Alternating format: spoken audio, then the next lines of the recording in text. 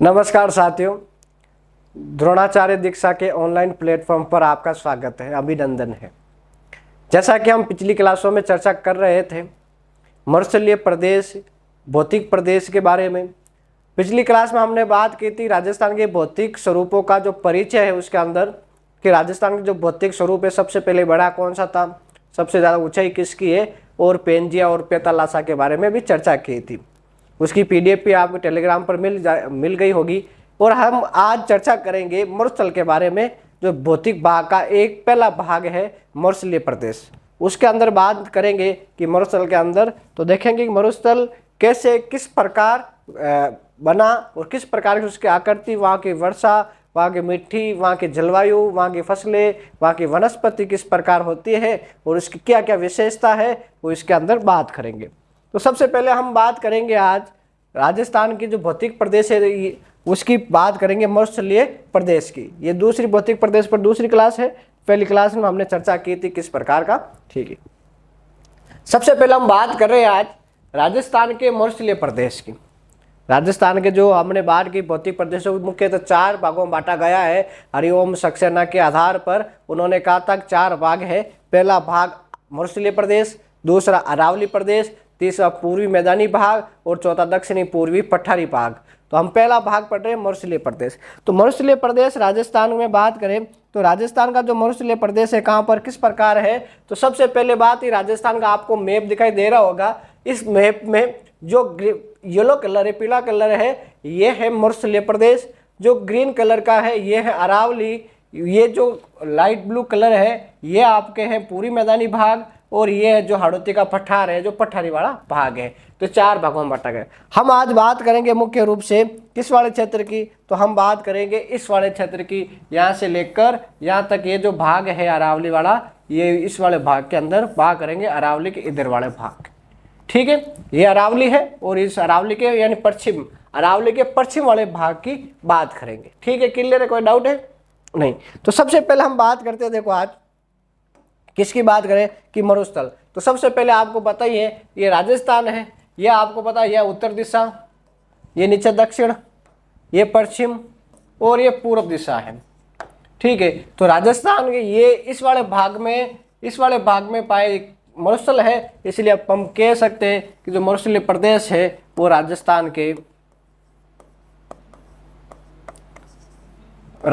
के उत्तर पश्चिमी भाग में, उत्तर पश्चिमी भाग में। कोई डाउट है क्या? नहीं? तो पहली बात हमें याद रखनी है कि राजस्थान के उत्तर पश्चिमी भाग में मरुस्थल है। राजस्थान के उत्तर पश्चिमी भाग में मरुस्थल है। अब लोगों ये पूरा राजस्थान का मैप है, आधे से ज्यादा भाग पर ये पीला कलर आपको दिखाई दे रहा है। इसका मतलब राजस्थान जो मरुस्थल है, मरुस्थलीय प्रदेश है, वो राजस्थान के लगभग कुल क्षेत्रफल का, राजस्थान का के कुल क्षेत्रफल का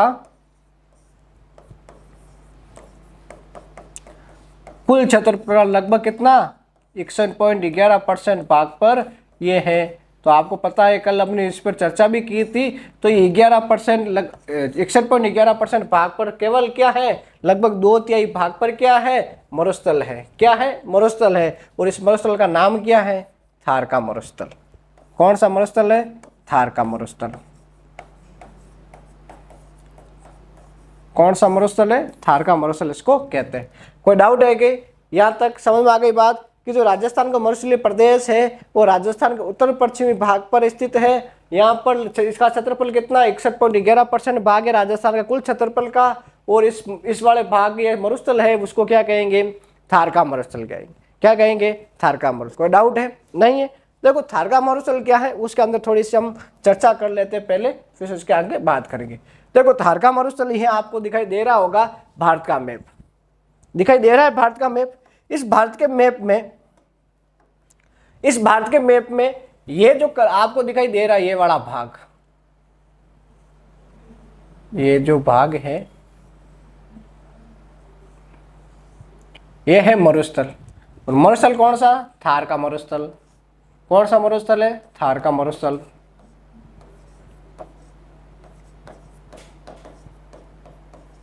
ठीक है, ये थार का मरुस्थल है। ये थार का मरुस्थल इधर आपको दिखाई दे रहा है, ये पाकिस्तान है और ये भारत है। यानी जो थार का मरुस्थल है वो पाकिस्तान और भारत में फैला हुआ है, पाकिस्तान और भारत में। तो सबसे पहले हम बात करेंगे कि तो थार का मरुस्थल है भारत और वो पाकिस्तान में, ठीक है। तो थार का मरुस्थल भारत और पाकिस्तान में है। भारत में 85% है और 15% है वो पाकिस्तान में है। भारत में कितना परसेंट? 85%। और पाकिस्तान में कितना परसेंट? 15% है। कोई डाउट है क्या? नहीं। देखो पाकिस्तान के दो भाग, आपको ये सिंध प्रांत दिखाई दे रहा है और ये पंजाब है। पाकिस्तान के दो राज्य हैं, सिंध प्रांत और पंजाब प्रांत उसमें है, लेकिन राजस्थान भारत के 4 राज्यों में ये फैला हुआ है। तो भारत के 4 राज्यों में मरुस्थल है। कौन सा मरुस्थल? थार का मरुस्थल। कौन कौन से? सबसे ज्यादा राजस्थान में, उसके बाद है गुजरात में, और उसके बाद है हरियाणा, और उसके बाद है पंजाब।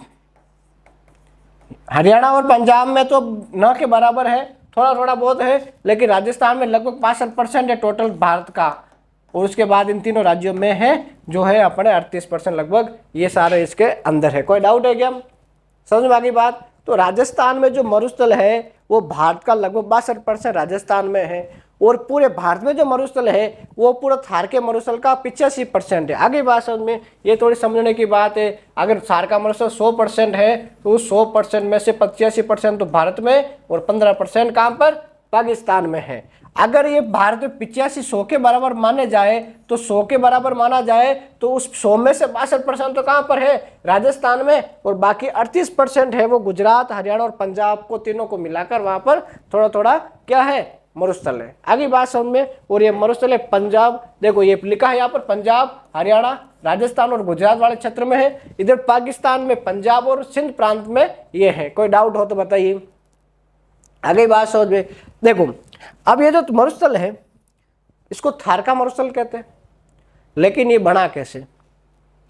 2 अलग अलग मान्यता है, कह सकते हैं। देखो एक बात तो है कि ये मैं बता देता हूं यहाँ पे। देखो मरुस्थल बनने का मुख्य कारण क्या हो सकता है? अलग अलग जो भूगोलविद है वो अलग अलग देते हैं। आध्यात्मिक तौर पर भी इसको देखा जाता है और ज्योग्राफिक कंडीशन के हिसाब से भी इसको देखा जाता है। देखो यहाँ आपको पता है ये हमारा भारत का प्यारा भाग है। यहाँ से लेकर ये वाला जो भाग है यहाँ पर आपको शायद पता हो तो यहाँ पर एक हिमालय पर्वतमाला है। कौन सी पर्वतमाला है? हिमालय पर्वतमाला है। अब कहा जाता था, भूगोलविद भी कहते हैं कि हिमालय से उद्गम से पहले, जब हिमालय उद्गम नहीं हुआ था उससे पहले यहाँ पर मुख्य तो 3 नदियां थी, जिसका नाम था, एक नदी का नाम था सतलज। क्या नाम था? सतलज।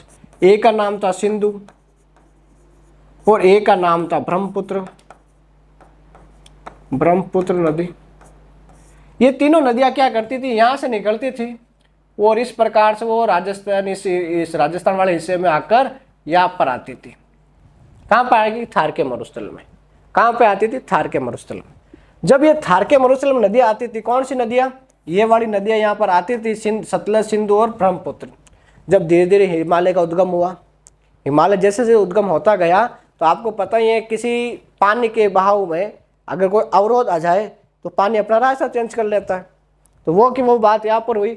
जैसे जैसे यहाँ पर हिमालय का उद्गम बड़ा होता गया, यहाँ से हिमालय का उद्गम बड़ा होता गया, उस प्रकार ये नदियों ने अपना पानी रोकना मतलब पानी इधर आना बंद कर दिया और अपना रास्ता परिवर्तन कर लिया। तो आप पढ़ते हैं कि अब सिंधु नदी है उस राजस्थान, ये भारत के ऊपर से होकर इस प्रकार पाकिस्तान में जाती है, और जो ब्रह्मपुत्र नदी है वो इस प्रकार से होकर ये अपने पश्चिम बंगाल, अरुणाचल प्रदेश होकर इस प्रकार ये इधर चली जाती है।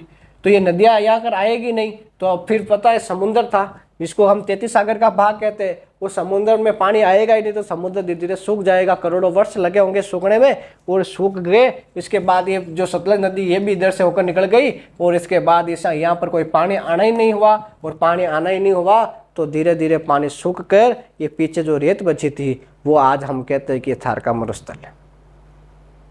आगे बात समझ में, बिल्कुल ये कहा जा सकता है कि इस प्रकार थार के मरुस्थल बन सकता है। और इस समुद्र में जीव जंतु पेड़ पौधे जो भी था वो नीचे दब गए, और दबने के कारण दाब के कारण वो नीचे जो कार्बनिक पदार्थ थे वो सारे पेट्रोलियम पदार्थ में बन गए। इसलिए आज हम रेगिस्तान में बहुत सारा पेट्रोल क्रूड ऑयल भी निकालते हैं, इसी आधार पर होता है।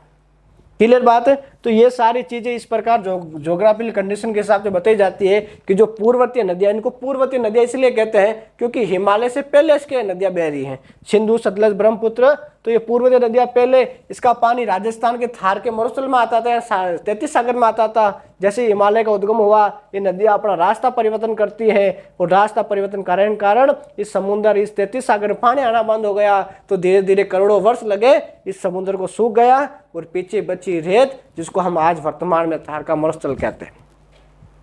क्लियर बात है, समझ में आ गई। दूसरी मान्यता, हम मान्यता कह सकते हैं कि आपने रामायण देखी होगी, रामायण सुना होगा। रामायण में माता सीता का हरण हो जाता है। जब भगवान श्री राम लंका जाते हैं, लंका की ओर प्रस्थान करते हैं, तो लंका या श्रीलंका और भारत के बीच में एक समुद्र होता है। वो समुद्र जो पानी है वो सूख नहीं पाता। भगवान श्री राम वहाँ से प्रार्थना करते हैं समुद्र देवता से, तो भी वो आते नहीं हैं और वो पानी हटाते नहीं हैं।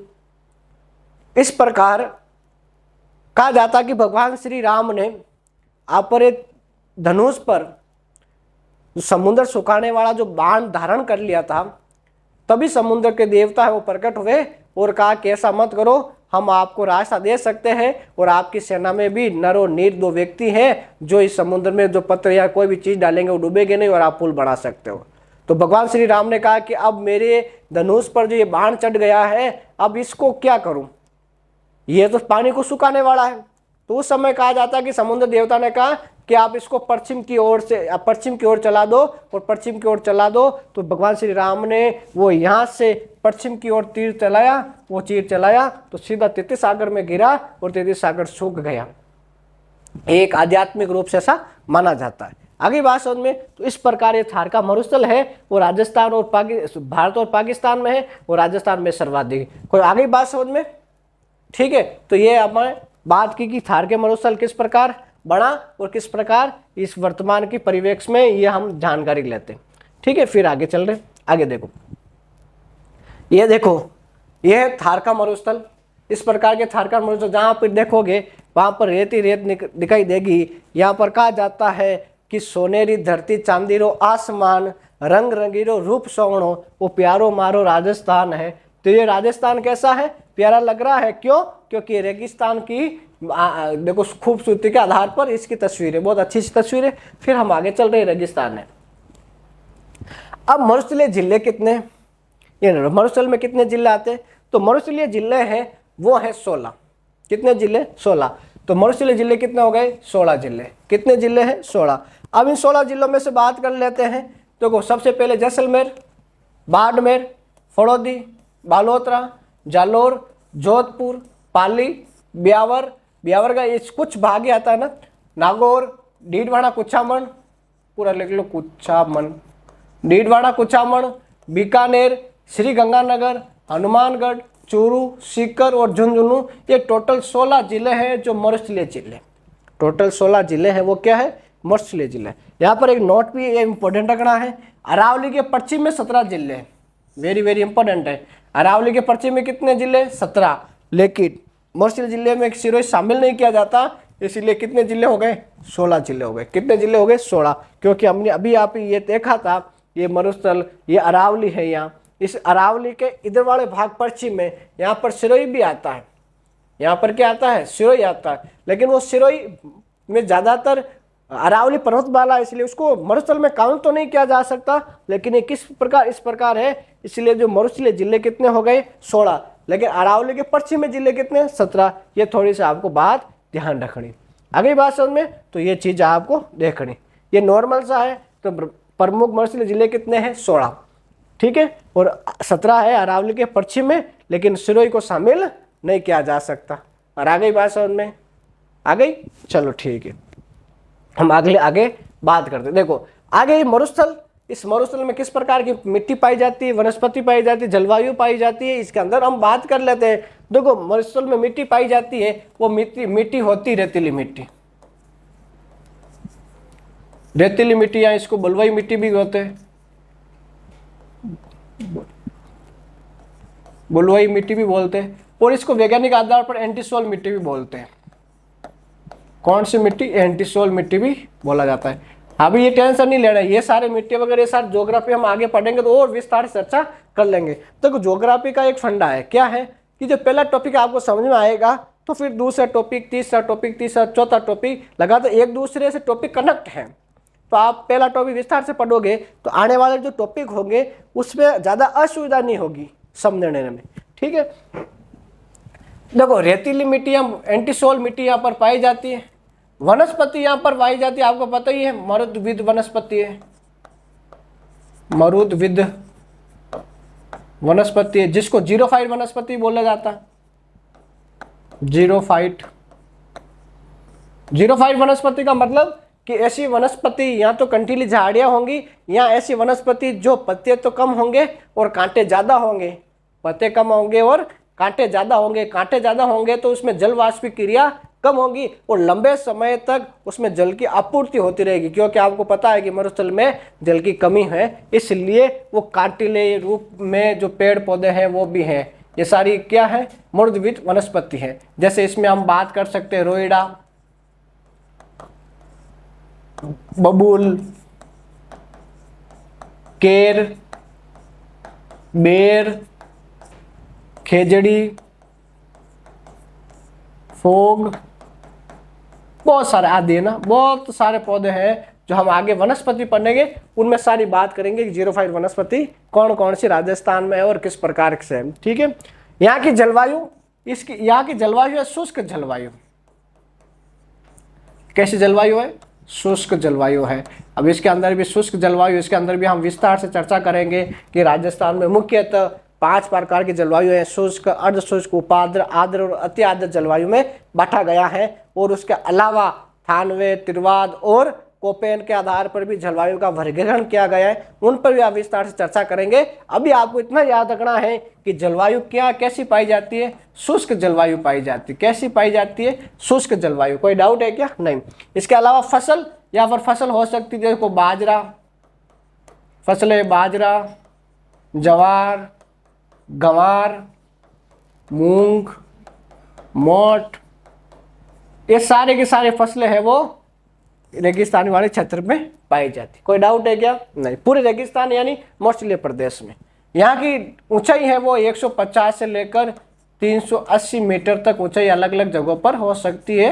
मरुस्थलीय ऊंचाई है मीटर में। तो इसका ढाल कैसा है? पूर्व से पश्चिम की ओर है, तो पूर्व से पश्चिम की ओर इसका ढाल है। अगर पूर्व से पानी आएगा तो पश्चिम की ओर जाएगा, पूर्व से पश्चिम की ओर इसका ढाल है, पश्चिम की ओर ढाल है। कोई डाउट है क्या? नहीं। और यहाँ पर वर्षा नहीं लिखी, यहाँ पर एक लिख देते हैं वर्षा। और बारिश यहाँ पर होती है वो 0 से लेकर, पूरे मरुस्थलीय प्रदेश में बात करें तो 50 सेंटीमीटर तक होती है। कितने सेंटीमीटर तक होती है? 0 से लेकर 50 सेंटीमीटर तक पूरे मरुस्थल में बारिश होती है। ये मुख्य कुछ बातें हैं वो आपको ध्यान रखनी है कि मिट्टी रेतीली, बलुई मिट्टी या एंटीसोल मिट्टी पाई जाती है। वनस्पति मरुद्विद या जीरोफाइट वनस्पति है। रोएड़ा, बबूल, केर, बेर, खेजड़ी, फोग इत्यादि ये जो वनस्पति है मरुद्विद कहलाती है। शुष्क जलवायु यहाँ पाई जाती है। बाजरा, ज्वार, गंवार, मूंग, मोट, मूंगफली, ये सारी फसलें हैं जो कैसी फसलें? मरुस्थलीय फसलें हैं। मरुस्थल की जो औसत ऊंचाई है वो 150 से 380 मीटर तक ऊंचाई मानी जाती है। यहाँ पूर्व से पश्चिम की ओर इसका ढलान है, यानी जो भी पूर्व से पानी आएगा वो पश्चिम की ओर ही बहेगा। इसके अलावा वर्षा है वो 0 से लेकर 50 सेंटीमीटर तक यहाँ पर बारिश होती है। कोई डाउट है क्या? नहीं। ये सारा आप लिख ही सकते हो। और हमारे वैसे भी आपको पता ही है कि टेलीग्राम पर ये सारी की सारी PDF आपको मिल जाती है। ठीक है, ठीक है, आगे चल रहे हैं। यहाँ तक कोई डाउट हो तो बताइए। ठीक है, हम बात करें मरुस्थलीय प्रदेश की। हम बात करें मरुस्थलीय प्रदेश, तो मरुस्थलीय प्रदेश को 2 भागों में बांटा गया। कितने भागों में बांटा गया? तो इंपोर्टेंट मरुस्थलीय प्रदेश के भाग, तो मरुस्थलीय प्रदेश को कितने भागों में बांटा गया है? 2 भाग हैं। कितने भाग है? 2 भाग। पहला भाग है शुष्क मरुस्थलीय प्रदेश, शुष्क मरुस्थलीय प्रदेश, और दूसरा है अर्ध शुष्क मरुस्थलीय प्रदेश, अर्ध शुष्क मरुस्थलीय प्रदेश। ठीक है, इसमें मुख्यतः 5 जिले आते हैं, मुख्यतः 5 जिले, और भी आ सकते हैं लेकिन मुख्यतः कितने 5, और इसमें मुख्यतः 11 जिले आते हैं। और हमने बात की मरुस्थलीय जिले कितने टोटल 16, तो 16 आंकड़ा ये इस प्रकार आएगा। शुष्क मरुस्थलीय प्रदेश और अर्ध शुष्क प्रदेश ये 2 भागों में बांटा गया है मरुस्थलीय प्रदेश को। आगे बात समझ में और आ गई ना? ठीक है, देखो यहाँ पर 2 भाग भी बता देते हम पहले ही, यहाँ पर पता चल जाएगा। तो ये आपको जो यहाँ पर ये जो लाइन दिखाई दे रही है यहाँ से लेकर ये वाले भाग, ये वाला जो भाग है ये पूरा का पूरा जो ये वाला भाग है ये है शुष्क मरुस्थलीय भाग, मरुस्थलीय प्रदेश। ठीक है, और जो ये नीचे वाला भाग है ये अर्ध शुष्क है। कैसा भाग है? अर्ध शुष्क भाग है। ये सारा अर्ध शुष्क वाला भाग है और ये वाला क्या भाग है? शुष्क भाग। कोई डाउट है क्या? आ गई बात समझ में? फिर आगे चले, तो डाउट है क्या? नहीं है। देखो मरुस्थलीय भाग कितने भागों में बांटा गया? 2 भागों में। कौन कौन? शुष्क मरुस्थलीय प्रदेश और दूसरा अर्ध शुष्क मरुस्थलीय प्रदेश। शुष्क मरुस्थलीय प्रदेश में 5 जिले आते हैं और 11 जिले किसमें आते हैं? इसमें आते हैं। हम और भी आगे लिख लेंगे, इसके आगे बात कर ले हम। देखो ये बात समझ में आ गई। आगे देखे क्या है, देखो शुष्क मरुस्थलीय प्रदेश के अंदर बात करिए, पहला भाग है इसके अंदर, पहला भाग के अंदर बात करते हैं कि मरुस्थलीय प्रदेश का पहला भाग है शुष्क मरुस्थलीय भाग। शुष्क मरुस्थलीय भाग के अंदर हम बात करते हैं कि शुष्क मरुस्थलीय भाग क्या है। देखो सबसे पहले इसमें बात करेंगे कितने जिले मुख्यतः, और कितने जिले मुख्यतः? 5 जिले। तो शुष्क मरुस्थलीय में कितने जिले? 5। कौन कौन से 5 जिले? हम नाम लिख सकते हैं, आराम से लिख सकते हैं। जैसलमेर, बाड़मेर, बालोतरा, फड़ौदी और जैसलमेर, बाड़मेर, बालोतरा, फड़ौदी और बीकानेर। ये मुख्यतः क्या है? शुष्क प्रदेश के मुख्य 5 जिले। इसके अलावा 5 जिले, तो इसके अलावा जोधपुर का कुछ भाग और चूरू का भाग भी इसमें कुछ आता है, ये कुछ भाग भी आता है इसका। ठीक है, कुछ भाग, तो इसको भी ये भी काउंट किया जा सकता है। लेकिन मुख्य कितने जिले? 5। तो शुष्क मरुस्थलीय भाग कितने जिले? 5। कोई डाउट है क्या? नहीं। यहाँ पर बारिश, वर्षा, यहाँ पर शुष्क मरुस्थलीय भाग की बात करें तो वर्षा यहाँ 0 से लेकर 25 सेंटीमीटर तक होती है। अगर mm में बात करें तो डबल mm में बात करें तो 0 से लेकर 250 मिलीमीटर बारिश यहाँ पर होती है। किस वाले भाग में? और किस वाले भाग में? मरुस्थलीय वाले भाग में। क्लियर बात है? तो इस वाले भाग में कितनी बारिश हो सकती है? 0 से लेकर 25 सेंटीमीटर तक। यार mm में बात करें तो 0 से लेकर 250 मिलीमीटर तक बारिश हो सकती है यहाँ पर मरुस्थलीय, शुष्क मरुस्थलीय प्रदेश में। और मुख्यतः यहाँ जिले कितने आते हैं? 5। जोधपुर और चूरू के कुछ भाग इसके अंदर आते हैं। कोई डाउट है क्या? कोई डाउट है क्या? नहीं। इसके अंदर इस शुष्क भाग को 2 भागों में बांटा गया है। कितने भागों में बांटा गया? 2 भाग। कितने भागों में बांटा गया? 2 भाग। एक है बालूका, बालूका युक्त प्रदेश, और एक है बालूका मुक्त प्रदेश। बालूका मुक्त प्रदेश। समझ में आ रहा है क्या? ये 2 भाग बांटे गए हैं शुष्क मरुस्थलीय प्रदेश 5 जिले आते हैं, जोधपुर चूरू के कुछ भाग आते हैं। यहाँ वर्षा कितनी होती है? 0 से 25 सेंटीमीटर तक बारिश होती है। और शुष्क मरुस्थलीय प्रदेश को 2 भागों में बांटा गया है, बालुका युक्त प्रदेश और बालुका मुक्त प्रदेश। यहाँ पर कोई डाउट हो तो बताइए, कोई डाउट है क्या? नहीं। तो इसके अंदर थोड़ा और भी देख लेते हैं। देखो बालुका मुक्त प्रदेश है क्या, पहली बात यह बात कर लेते हैं। बालुका युक्त प्रदेश की बात कर ले, बालुका युक्त प्रदेश, ठीक है। तो ये टोटल मरुस्थल का या मरुस्थलीय प्रदेश का, शुष्क मरुस्थलीय प्रदेश का 58.5% भाग पर, वेरी वेरी इंपॉर्टेंट, इसको आप याद करना, 58.5% भाग पर बालुका युक्त प्रदेश है। बालुका युक्त प्रदेश क्या कहेंगे इसको? बालुका युक्त प्रदेश इसलिए कहते हैं यह हवा के साथ साथ रेत के कण दूसरी जगह चले जाते हैं और वहाँ पर जमाव हो जाते हैं। कुल मिलाकर बात करें, जो रेत के टिल्ले होते हैं उनको बालुका युक्त यानी बालुका स्तूप कहते हैं और बालुका युक्त प्रदेश कहते हैं, ठीक है। तो बालुका युक्त प्रदेश में ये बात करें तो रेत के पवनों के साथ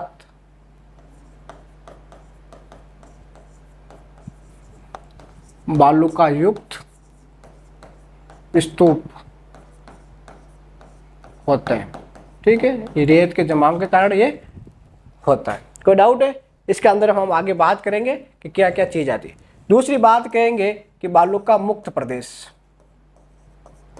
बालुका मुक्त प्रदेश, ठीक है। तो यार रेत के टीले नहीं होते, यानी मैं सीधा लिख देता हूं, रेत के टीले नहीं होते तो क्या होता है? पथरीला मरुस्थल होता है। यहां लिख देता हूं, आगे पढ़ेंगे विस्तार से। पथरीला मरुस्थल होता है, यानी रेत की जगह क्या होते हैं? पत्थर के नुमा आकृति होती है, पथरीला मरुस्थल होता है, जिसको हम कहते हैं, जिसको हम क्या कहते हैं? हमादा कहते हैं। वेरी इंपॉर्टेंट, रेतीला हमादा कहते हैं। इसको हम विस्तार से आगे और भी चर्चा करेंगे लास्ट में जब इसका अन्य देखेंगे। अभी आपको इतना लगना है कि बालुका युक्त प्रदेश ये कितना है? ये लगभग हमारे 41.5% भाग पर है बालुका मुक्त प्रदेश, और बालुका युक्त प्रदेश कितना है? 58% भाग। ये दो इंपॉर्टेंट यहाँ पर बात करनी है। ये पथरीला युक्त मरुस्थल है जहाँ हमादा कहलाता है, ये इंपॉर्टेंट बात है। और पौधों के साथ बालुका युक्त रेत आगे से आगे चली जाती है, इसको ये कहते हैं। कोई डाउट हो तो बताइए, आगे बात समझ में? ठीक है। तो ये आप देख सकते, लिख सकते आराम से, और ये नॉर्मल सी चीज है। लगातार मेहनत करते रहोगे तो ये समझ में चीज आएगी, अन्यथा ये समझ में चीज नहीं आएगी। देखो कोई कठिनाई वाली बात है नहीं, ये जो चीजें हैं एक बार पढ़ने से, 2 बार पढ़ने से आपको आराम से याद हो सकती है। लेकिन आपको क्या करना, लगातार पढ़ना है। आपने वो एक कहानी सुनी होगी एक हाथी की। एक हाथी का बच्चा होता छोटा सा, उसको छोटी सी एक मतलब नॉर्मल सी रस्सी से बांधी जाती है, जिससे हाथी का बच्चा है वो टूटता नहीं उसको। अब हाथी जैसे जैसे बड़ा होता जाता है उसी रस्सी से उसको बांधा जाता है, जैसे जैसे उसको बड़ा होता है वैसे उसी रस्सी को उसको बांधा जाता है। एक बार उसको बड़े से जगह पर या सरगस में ले जाया जाता है और वहां पर भी उसको नॉर्मल रस्सी से बांधा जाता है, लेकिन वो हाथी तोड़कर या कुछ जगह दूसरी जगह नहीं जाता है। घूमने वाले लोग ने कहा कि इतना बलशाली हाथी और एक छोटी सी रस्सी से कैसे बंधा है? तो उस मावत से पूछा कि एक भागता नहीं है, इस छोटी सी रस्सी से तोड़कर क्यों नहीं भाग सकता? ये चाहता तो 1 सेकंड नहीं लगता इस रस्सी तोड़ने में। तो मावत कहता है कि जब ये जन्मा था उसके बाद इसको इस छोटी सी रस्सी से बांधा गया, और इसके मन में, इसके दिमाग में यही बात है कि रस्सी मैं नहीं तोड़ सकता। लेकिन इसको पता, उसको ये नहीं पता कि उसके अंदर कितनी हिम्मत है, कितनी ताकत है कि उस रस्सी को तोड़ सकता है। तो आपके अंदर भी ये आप कभी नहीं सोचना है कि मैं ये नहीं कर सकता। आप 100% वो कर सकते हैं। मन में विश्वास जरूरी होना चाहिए। आगे बात सुन, तो मन में विश्वास के साथ ही हम आगे चल रहे हैं। तो बालुका युक्त प्रदेश में ये कुछ भाग है। देखो ऐसे एक चीज और पीछे रह गई, सहित में बताई। हाँ बताओ, ये जो हमादा है ना, ये हमादा फड़ौदी, बालोतरा, और पोखरण मुख्यतः इन तीनों के बीच में है। जहां पर रेत कम और पथरीले ज्यादा है तो पोखरण, फलोदी और बालोतरा के बीच से हमारा ये थोड़ा सा आपको ध्यान रखना है। क्लियर बात है? ठीक है, आगे चल रहे हैं। देखो बालुकायुक्त प्रदेश, बालुकायुक्त प्रदेश में इसको कुछ मुख्यतः 7-8 भागों में बांटा जाता है। 7 भाग हमने लिखे हैं, तो 7 भागों में ये बालुकायुक्त प्रदेश है जिसमें से अलग अलग आकृतियों के टिल्ले बनते हैं सामान्य अर्थों में। अनुदैर्ध्य पवनावर्ती बालुका स्तूप इसको कहते हैं, अनुप्रस्थ बालुका स्तूप इसको कहते हैं, बरखान और अर्धचंद्राकार बालुका स्तूप, पैराबोलिक बालुका स्तूप, तारा बालुका स्तूप, सीप बालुका स्तूप और सब्र कपिस बालुका स्तूप। ये 7 प्रकार के बालुका स्तूप है जो हम चर्चा करेंगे आगे। ठीक है, तो ये बालुका स्तूप है 7 प्रकार के। ये बरखान, ये अर्धचंद्राकार बालुका स्तूप है, इस प्रकार की इसकी आकृति है, आपको दिखाई दे रही होगी। अनुदैर्ध्य रेख या पवनावर्ती एक ही बात है, ये अलग अलग यानी वायु के साथ साथ ये चला जाता है, ये आकृति आपको देखने को मिल जाएगी। अनुप्रस्थ बालुका स्तूप है, ये भी हवा के विपरीत या समकोण दिशा में बनते हैं, इसलिए ये बनता है। पैरा बालुका स्तूप है, हवा की दिशा में इस प्रकार की आकृति बनती है, उल्टा यू का हवा का आकार की। और तारा बालुका स्तूप है, वो तारेनुमा आकृति स्तूप बनते हैं, इसलिए इनको कहते हैं। कोई डाउट है क्या यहाँ पर? नहीं है, हम आगे चल रहे हैं। देखो अब इसको विस्तार से अलग अलग बात में कर ले। सबसे पहले हम बात करते हैं कि अनुदैर्ध्य पवनावर्ती बालुका स्तूप, इसको रे के बालुका स्तूप ही कहते हैं। रे के बालुका स्तूप ये रेखा के समान है। अब ये करता है क्या कि ये पवनों की दिशा में, ये बालुका स्तूप पवनों की दिशा में समानांतर क्या बनाते हैं, बालुका स्तूप बनाते हैं, इसीलिए इसको क्या कहते हैं, पवनावर्ती बालुका रेखा। तो ठीक है, मैं यहाँ पर लिख सकता हूं ये बालुका स्तूप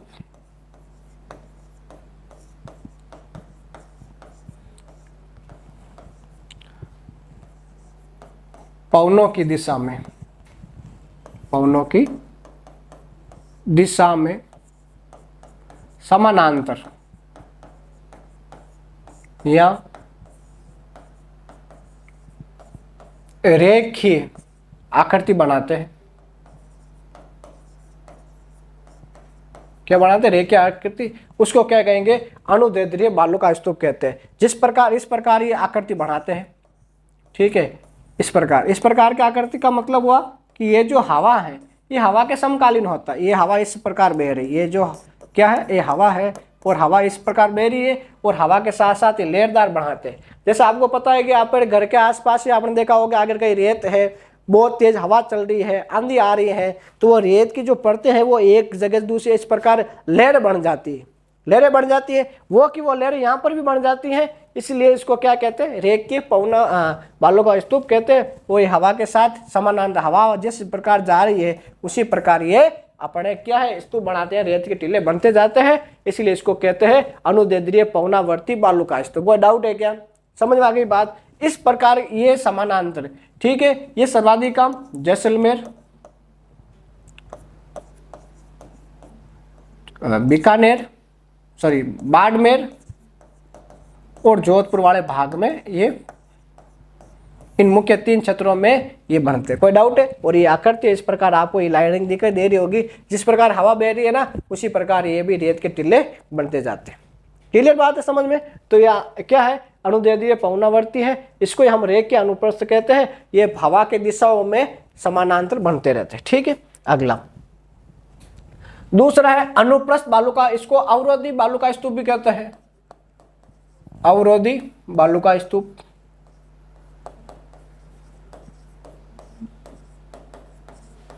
क्या कहते हैं, अवरोधी बालुका स्तूप इसको कहते हैं। ये वायु के समकोण बनाते हैं ना, पवनों के समकोण बनते हैं। सीधी बात, समकोण का मतलब ये समकोण है, ठीक है। इसका मतलब ये समकोण है, तो ये बड़ा सा इस प्रकार बात करें तो ये रेत का टीला है, यहाँ पर हवा आ गई, हवा आने के बाद यहाँ से रेत इस प्रकार कट जाती है, यहाँ रेत टकराई ऊपर चली गई, यहाँ से इस प्रकार कटने, और ये जो आकृति एक प्रकार का इस प्रकार का आकृति बन जाती है। जैसे ये यार ये तो स्थिर है, लेकिन हवा आने के बाद ये रेत के टिल्ले हैं वो इस प्रकार बन जाती हैं, ऊपर वाला से ये नीचे वाला भाग इस प्रकार उठकर चला जाता है, इसलिए इसको कहते हैं अनुप्रस्थ बालुका स्तूप। क्या कहते हैं? अनुप्रस्थ बालुका स्तूप कहते हैं। कोई डाउट है क्या? नहीं है। ये बालू का स्तूप आपको पता है सर्वाधिक ये रावतसर, सूरतगढ़ में, रावतसर, हनुमानगढ़, सूरतगढ़, श्रीगंगानगर, इसके अलावा बाड़मेर और जोधपुर में भी ये पाए जाते हैं। ठीक है। और नीचे वाला है अवरोधी, सेम ये के भाग है, लेकिन ये कुछ विघ्नों के कारण बीच में रुक जाते हैं। जैसे ये पर्वतपात पठार है, इसमें थोड़ी थोड़ी झाड़ियां या कुछ भी हो सकते हैं, तो यहाँ पर आके रुक जाते हैं, इसको अवरोधी कहते हैं। क्या कहते हैं? अवरोधी। ये पुष्कर, बूढ़ा पुष्कर, बूढ़ा पुष्कर और सीकर के आसपास वाले क्षेत्रों में इस प्रकार के ज्यादा दिखाई देता है, तो ये अवरोधी है और ये अनुप्रस्थ है। समझ में आ गया? तो ये अनुप्रस्थ और अवरोधी बालू का स्तूप इस प्रकार का है। ये सूरतगढ़, रावतसर, बाड़मेर, जोधपुर वाले भाग में इस प्रकार का ये पाया जाता है। कोई डाउट है क्या? नहीं है। तो ये बालू का स्तूप है, कैसा है? अनुप्रस्थ बालू का, ये जो वायु के या पवनों के समकोण बनाते हैं। क्लियर बात है? समझ में आ गई? नॉर्मल चीजें हैं, आप बस पढ़ने की जरूरत है आपको।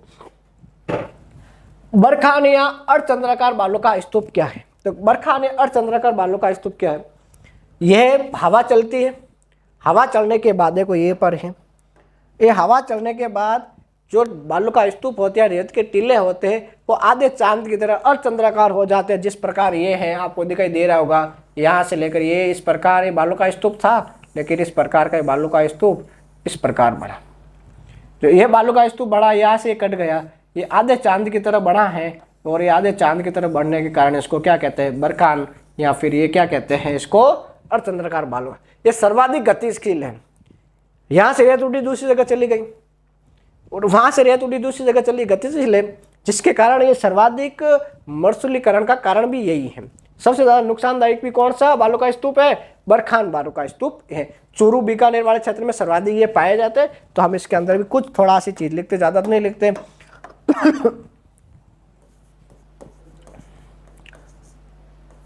पवनों के कारण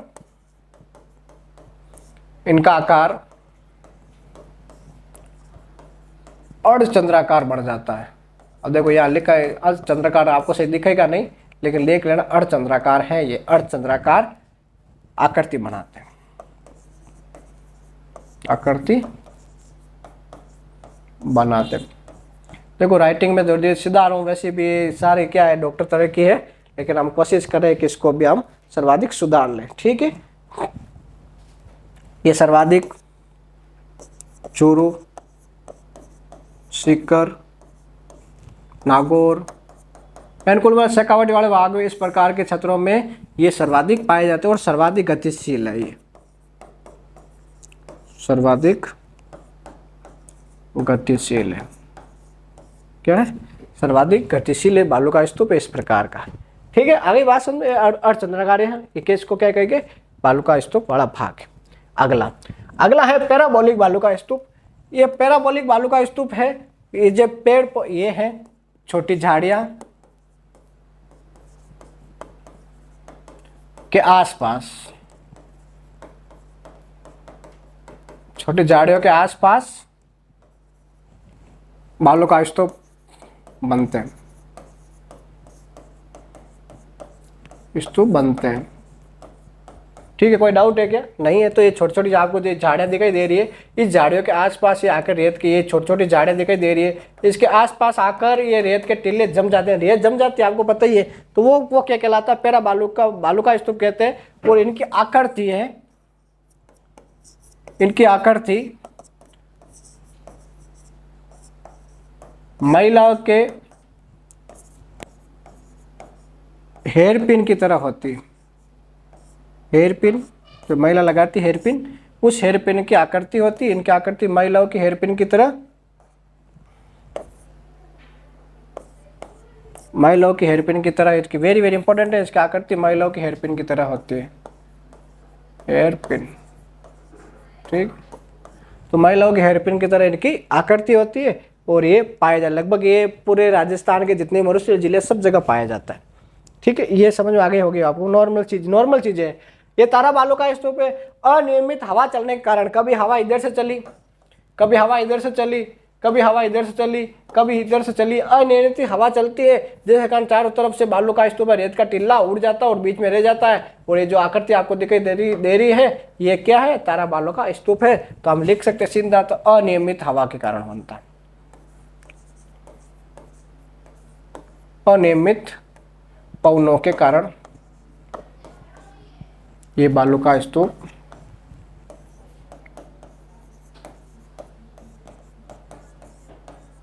बनते हैं। ठीक है, तो अनियमित पवनों या बालू का स्तूप ये बनते हैं तो इस प्रकार है। ये राजस्थान में श्री गंगानगर, हनुमानगढ़ के अलावा कहीं नहीं बनते हैं, वो भी ना के बराबर है ना, श्री गंगानगर और हनुमानगढ़। ठीक है, श्री गंगानगर और हनुमानगढ़, इन वाले क्षेत्रों में ये तारा बालू का स्तूप बनते हैं। कोई डाउट है क्या? नहीं? फिर हम आगे चल रहे हैं। देखो अगला क्या, ये सी है, ये बरखान का ही भाग है, बरखान का ही भाग है। बरखान अभी पढ़ा है, अचंद्राकार उसका ही भाग है। तो इसमें क्या है कि हवा थोड़ी तेज चलती है, इसकी एक देखो ये वाला भाग, ये आपको सही दिखाई दे रहा होगा, तो ये वाला भाग, एक इसकी शाखा छोटी हो गई, एक बड़ी हो गई, वो कि वो इसके स्तूप कहते हैं। तो इस पे कह सकते हैं बरखान का भाग है, लेकिन पवनों के कारण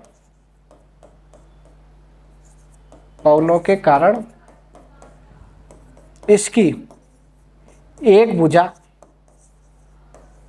आगे बढ़ जाती है, एक भुजा आगे बढ़ जाती है, जिसको क्या कहते हैं?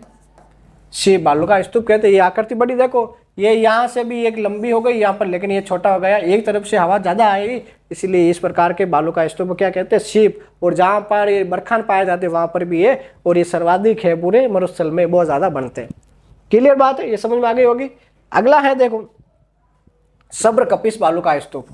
सब्र कपिस बालू का स्तूप क्या है? कुछ है नहीं, छोटी सी बात है। ये आगे हम और भी इसके बात करेंगे कि छोटी छोटी झाड़ियों के आसपास बन जाती है, ये भी छोटी झाड़ियों के आसपास ये बनते हैं, क्योंकि झाड़ियों के पास आकर रेत रुक जाती है और रेत के आसपास बनते हैं। ठीक है, तो ये क्या कहलाता है? सब्र कपिस। यहाँ तक कोई डाउट है क्या? नहीं है? तो बस आज के लिए हमने बात की क्या कि राजस्थान के जो मरुस्थलीय प्रदेश में से शुष्क मरुस्थलीय प्रदेश के अंदर बात की, जिसमें बालुका युक्त प्रदेश और बालुका मुक्त प्रदेश के अंदर बात की थी। ठीक है, उसमें कुछ था नहीं, बालुका मुक्त में तो सिर्फ हमादा वाला याद रखना था, और इसमें है तो 7-8 क्या है बालुका स्तूप इसके अंदर बात करने, जिसमें हमने बात कर ली थी। ये बालुका स्तूप में यहाँ तक हमने कहा ये बालुका स्तूप थे, जिसमें हमने कहा कि अनुदैर्ध्य, अनुप्रस्थ, बरखान, पैराबोलिक, तारा, सीप और सब्र कपिस थे, और इनके अंदर सारी के सारी हमने और विस्तार से चर्चा भी कर ली थी। ठीक है, अंतिम में हमने पढ़ा था सब्र कपिस। कल आने वाली क्लास में हम बात करेंगे अर्धशुष्क मरुस्थलीय प्रदेश के अंदर, जिसके 4 भाग होंगे, जिसमें हमने घग्गर का मैदान, सकौटी प्रदेश, नागौरी उच्च भूमि और गोडवाड़ा लैंड यानी गोडवाड़ा जो प्रदेश है उसके अंदर बात करेंगे। और मरुस्थल के कुछ अन्य बातें हैं, कुछ परिभाषा है, उनके अंदर भी बात करेंगे। तब तक पढ़ते रहिए और खुश रहिए। बहुत बहुत धन्यवाद।